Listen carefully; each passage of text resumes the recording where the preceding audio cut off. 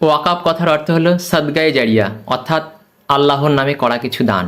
এই দান বিভিন্ন রকম হতে পারে।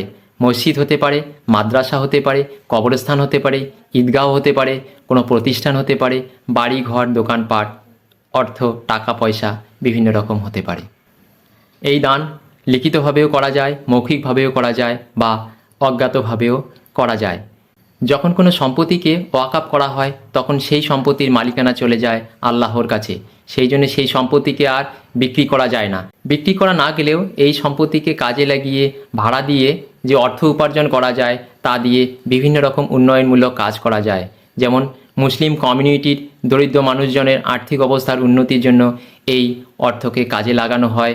মসজিদ, মাদ্রাসা, শিক্ষা প্রতিষ্ঠান, স্কুল, কলেজ, হাসপাতাল এদের উন্নয়নের স্বার্থে এই টাকা খরচ করা হয়।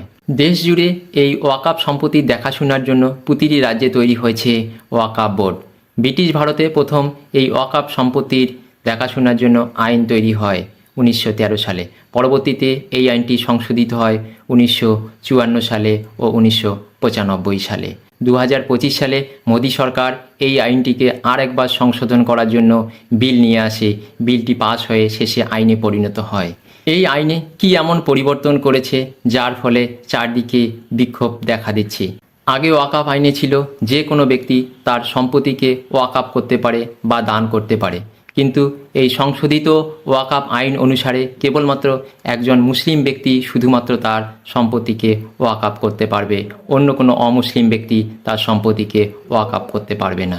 কোনো সম্পত্তি যেখানে দীর্ঘদিন ধরে ইসলামিক ক্রিয়াকলাপ হতো সেই সম্পত্তিকে ওয়াকাফ সম্পত্তি ধরে নেওয়া হতো, কিন্তু নতুন আইনে এই ধারাটিকে তুলে দিয়ে বলা হয়েছে যে কোনো সম্পত্তিকে ওয়াকাফ হিসেবে চিহ্নিত করতে গেলে প্রপার ডকুমেন্ট, প্রপার দলিল দেখাতে হবে।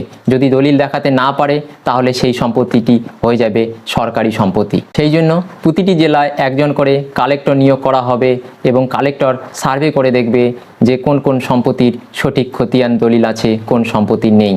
যে সম্পত্তির সঠিক দলিল থাকবে না সেই সম্পত্তিকে সরকারি সম্পত্তি হিসাবে ঘোষণা করা হবে।